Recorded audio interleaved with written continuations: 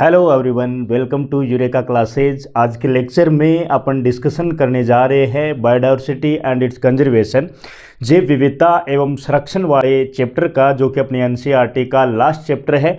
और इस बार अभी जो एग्ज़ाम होने जा रही है इसमें ये 3 नंबर का वेटेज देने जा रहा है। इस चैप्टर की सबसे अच्छी बात ये है इस बार के लिए कि इस चैप्टर से ना तो कोई एमसीक्यू आ रहा है, ना कोई फिल इन द ब्लैंक्स आ रहा है, ना वेरी शॉर्ट आंसर टाइप का क्वेश्चन आ रहा है। इसमें सिर्फ 1.5 नंबर के 2 लघुरात्मक क्वेश्चन बनने वाले हैं, शॉर्ट आंसर टाइप क्वेश्चन बनने वाले हैं। तो इसमें अपने को बहुत ज़्यादा एग्जाम्पल, बहुत ज़्यादा डाटा वगैरह पढ़ने की ज़रूरत नहीं है। इसमें बहुत सारे आंकड़े दे रखे हैं, बहुत सारी इंफॉर्मेशन दे रखी है, वो इस बार अपने को देखने की ज़रूरत नहीं है। अब जल्दी से अपन इस चैप्टर का रिवीजन करेंगे और इस चैप्टर में पर्टिकुलर 4 से 5 ही क्वेश्चन बनेंगे जो अपनी 3 नंबर की स्कोरिंग को पूरा कवर करवाएंगे। कौन कौन से क्वेश्चन इस चैप्टर में बन सकते हैं, जैसे मैं पहले से ही डिस्कशन कर लूं। इस चैप्टर का नाम है जैव विविधता एवं संरक्षण या बायोडायवर्सिटी एंड इट्स कंजर्वेशन। सबसे पहला क्वेश्चन तो अपना यह बन सकता है कि जैव विविधता की क्षति किस तरीके से हो रही है, बायोडायवर्सिटी लॉस किस वजह से हो रहा है, उसके कौन कौन से कारण हैं। 4 कारण अपनी एनसीईआरटी ने दे रखे हैं, उन कारण के नाम और उनका थोड़ा थोड़ा एक्सप्लेनेशन अपने को याद रखना है। दूसरा क्वेश्चन अपना यह बन सकता है कि जैव विविधता का संरक्षण कितनी विधियों से कर सकते हैं अपन। तो इसके लिए 2 मेथड है अपने, एक इन सीटू कंजर्वेशन, एक एक्स सीटू कंजर्वेशन। अब इन सीटू कंजर्वेशन की डेफिनेशन अपने को याद रखनी है, उसके अलावा इनके 3 से 4 एग्जाम्पल अपने को याद रखने हैं। एक्स सीटू कंजर्वेशन की डेफिनेशन, उनके 3 से 4 एग्जाम्पल अपने को याद रखने हैं। जो एग्जाम्पल आज तक बोर्ड की एग्जाम ने एक्सप्लेन करवाया है उस एग्जाम्पल को हम थोड़ा सा डिटेल से इसको देख सकते हैं। उसके अलावा इसमें सिर्फ और सिर्फ एक और क्वेश्चन बनता है स्पीसीज एरिया रिलेशनशिप, जातीय क्षेत्र संबंध, जो अलेक्जेंडर वोन हम्बोल्ट नाम के साइंटिस्ट ने दिया है। एक इक्वेशन दी है, एक ग्राफ दिया है, जिसके बारे में अपन डिस्कशन करेंगे। और ज़्यादा से ज़्यादा वो क्वेश्चन बनाएगा तो इतना बना सकता है जैव विविधता का पारितंत्र में क्या महत्व होता है।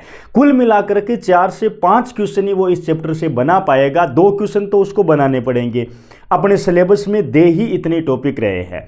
तो अपने को पहले से ही पता चल जाएगा कि वो टॉपिक कौन से है और उनका अपना आराम से डिस्कशन भी कर रहे हैं अभी यहाँ पे। जैसे पहला टॉपिक अपना है जैव विविधता ह्रास एवं संरक्षण, ये अपना चैप्टर है। सबसे पहले अपन बात करेंगे जैव विविधता की क्षति, बायोडायवर्सिटी लॉस।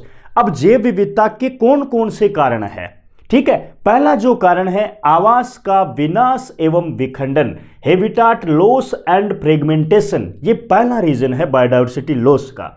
इसमें क्या होता है, वनों की कटाई, कृषि विस्तार, सड़क व बांध निर्माण से प्राकृतिक आवास नष्ट होते हैं। बड़े आवास छोटे छोटे टुकड़ों में टूट जाते हैं, जिससे प्रजातियां विलुप्त होने लगती है। और ये जो कारण है, ये जैव विविधता क्षति का सबसे बड़ा कारण है, सबसे प्रमुख कारण है आवास का विखंडन और विनाश, हैबिटाट लॉस एंड फ्रेगमेंटेशन। तो ये जैव विविधता क्षति का पहला कारण अपने को मिला है। दूसरा कारण है ओवर एक्सप्लॉयटेशन, अत्यधिक दोहन। इसका क्या मतलब है, जीवों का आवश्यकता से अधिक शिकार एवं उपयोग, कई प्रजातियां इसी कारण विलुप्त भी हुई है।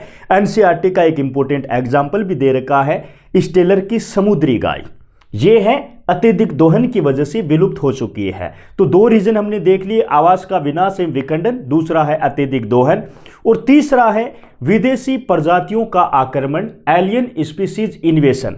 ये तीसरा रीजन है। इसमें क्या होता है, बाहरी प्रजातियां स्थानीय प्रजातियों को नष्ट कर देती है। जैसे कुछ एग्जाम्पल है अपनी एनसीईआरटी के, जैसे पार्थेनियम गाजर घास है, लेंटाना कैमरा है, जलकुंभी है जिसको हम वाटर हाइसिंथ के नाम से जानते हैं। ये सारी की सारी इन्वेसिव स्पीसीज होती, एलियन स्पीसीज होती है या विदेशी स्पीसीज होती है।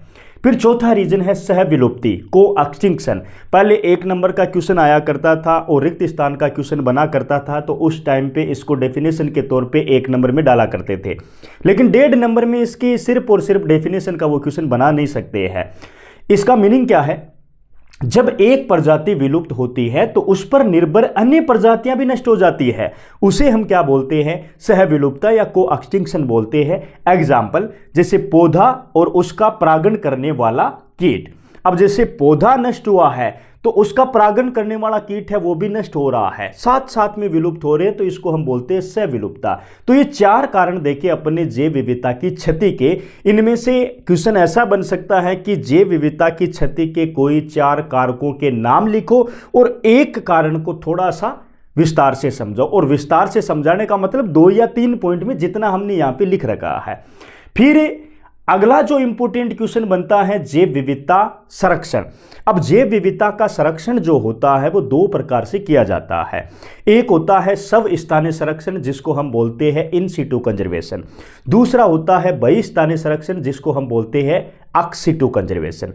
इन सिटू कंजर्वेशन में क्या होता है, स्व-स्थानीय संरक्षण में क्या होता है, जैव विविधता संरक्षण की ऐसी विधि जिसमें जीवों का संरक्षण हम उनके प्राकृतिक आवास में ही करें, तो ऐसे संरक्षण की विधि को हम स्व-स्थानीय संरक्षण विधि के नाम से जानते हैं। एनसीईआरटी ने इसके 5 एग्जाम्पल दे रखे हैं।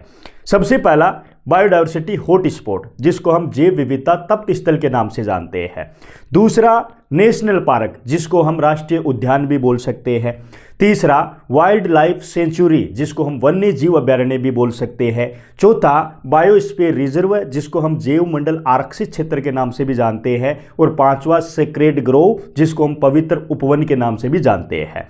तो ये अपना स्व-स्थानीय संरक्षण है। अब इन सिटू संरक्षण क्या डेफिनेशन बनाएंगे अपन शॉर्ट में एग्जाम में लिखने वाली, प्रजातियों का संरक्षण उनके प्राकृतिक आवास में ही किया जाना इन सिटू कंजर्वेशन या स्व-स्थानीय संरक्षण कहलाता है। इन सिटू कंजर्वेशन के एग्जाम्पल क्या है, राष्ट्रीय उद्यान है, वन्य जीव अभयारण्य है, जैव मंडल आरक्षित क्षेत्र है। और इसमें अपने को थोड़े बहुत डाटा भी लिखने पड़े तो हम डाटा भी लिख देंगे। जैसे राष्ट्रीय उद्यान है, टोटल ये कितने हैं भारत में, 90 है। वन्य जीव अभयारण्य की बात करें तो ये 448 है। जैव मंडल आरक्षित क्षेत्र की बात करें तो ये कितने हैं भारत में, 14 है। उसके बाद में चौथा एग्जाम्पल है जैव विविधता हॉटस्पॉट, ऐसे क्षेत्र जहां की बायोडायवर्सिटी जैव विविधता अधिक होती है, ऐसे क्षेत्रों को हम बायोडायवर्सिटी हॉटस्पॉट या जैव विविधता तप्त स्थल के नाम से जानते हैं। और भारत में टोटल 3 जैव विविधता हॉटस्पॉट है और विश्व में टोटल मिलाकर के 34 हॉटस्पॉट होते हैं। भारत वाले 3 हॉटस्पॉट कौन से हैं, पश्चिम घाट है, हिमालय है और इंडो वर्मा है। तो यदि हॉटस्पॉट के बारे में 1.5 नंबर का क्वेश्चन बने तो इतना ही है कि बायोडायवर्सिटी हॉटस्पॉट से आप क्या समझते हो, एग्जाम्पल दीजिए। तो हम डेफिनेशन लिखेंगे और भारत में पाए जाने वाले 3 हॉटस्पॉट के नाम लिख देंगे और नोट लगा करके विश्व में कुल 34 हॉटस्पॉट या जैव विविधता तप्त स्थल है वो बात लिख देंगे 1.5 नंबर के लिए। फिर लास्ट में है पवित्र उपवन, स्थानीय लोगों द्वारा धार्मिक आस्था के कारण संरक्षित वन क्षेत्र जो होते हैं उनको हम पवित्र उपवन के नाम से जानते हैं। इन क्षेत्रों में वृक्ष काटना एवं शिकार करना वर्जित होता है। ये क्षेत्र प्राकृतिक जीन बैंक के रूप में कार्य करते हैं। उदाहरण की अपन बात करें तो मेघालय है, राजस्थान है, महाराष्ट्र है और कर्नाटक है। ये अपने पवित्र उपवनों के एग्जाम्पल है। उसके बाद में अपना क्वेश्चन दूसरा भी बन रहा है अक्स सिटू कंजर्वेशन बहिस्थानीय संरक्षण। प्राकृतिक आवास के बाहर प्रजातियों के संरक्षण को अक्स सिटू कंजर्वेशन या बहिस्थानीय संरक्षण कहा जाता है।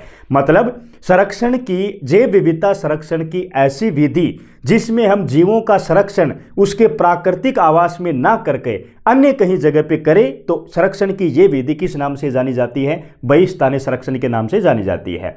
एग्जाम्पल की अपन बात करें, प्राणी उद्यान है, जूलॉजिकल गार्डन, वनस्पति उद्यान है, बॉटनिकल गार्डन, बीज बैंक है मतलब सीड बैंक, क्रायो प्रिजर्वेशन है, निम्न ताप परिरक्षण, उत्तक संवर्धन है। इसके अलावा और भी इसके एग्जाम्पल अपन लिखना चाहे तो वो भी अपन लिख सकते हैं।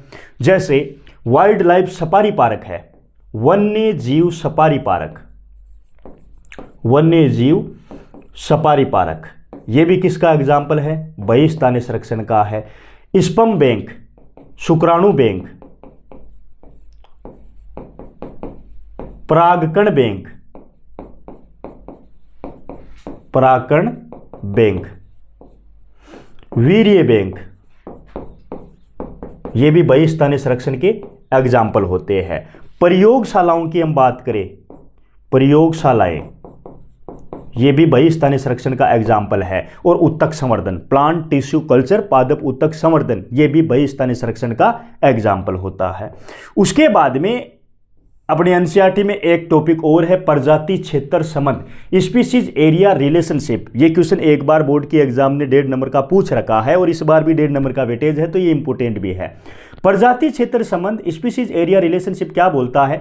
यह सिद्धांत अलेक्जेंडर वोन हम्बोल्ट द्वारा दिया गया है, पहली बात तो ये। दूसरा, अलेक्जेंडर वोन हम्बोल्ट बोल रहे हैं कि क्षेत्रफल बढ़ने पर प्रजातियों की संख्या भी बढ़ती है, लेकिन कुछ सीमा तक बढ़ती है। उसके लिए इन्होंने एक ग्राफ दिया है जिसमें एक साइड में स्पीसीज रिचनेस दिखा रखी है, दूसरी साइड में एरिया दिखा रखा है। और इन साइंटिस्ट की एक इक्वेशन है और वो इक्वेशन है S = CA की पावर Z। ये वाले इक्वेशन S = CA की पावर Z, ये इक्वेशन अपने को लिखनी होती है। 1 नंबर में कई बार ये इक्वेशन भी पूछी जाती है। उसके बाद में लास्ट जो क्वेश्चन अगला बना सकता है तो वो यही बनाएगा, पारिस्थितिकी तंत्र में जैव विविधता का क्या महत्व होता है। तो जैव विविधता पारिस्थितिक तंत्र को स्थिरता प्रदान करती है। अधिक जैव विविधता वाला तंत्र अधिक उत्पादक एवं स्थायी होता है। यह पोषण चक्रण, परागण, खाद्य श्रृंखला, पर्यावरण संतुलन को बनाए रखती है और जैव विविधता का नष्ट होना पारिस्थितिक असंतुलन का कारण बनता है।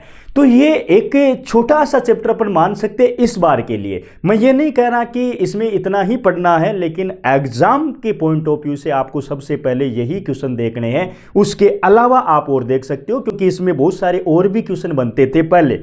जैसे पृथ्वी सम्मेलन के बारे में हमने बात नहीं की है, जबकि वो पहले बहुत ज़्यादा क्वेश्चन बनाया करते थे, क्योंकि फिल इन द ब्लैंक्स में पूछे जाते थे, एमसीक्यू में पूछे जाते थे, अति लोगारिथमिक प्रश्न में पूछे जाते थे। तो वो डाटा वहाँ पे काम में आया करते थे।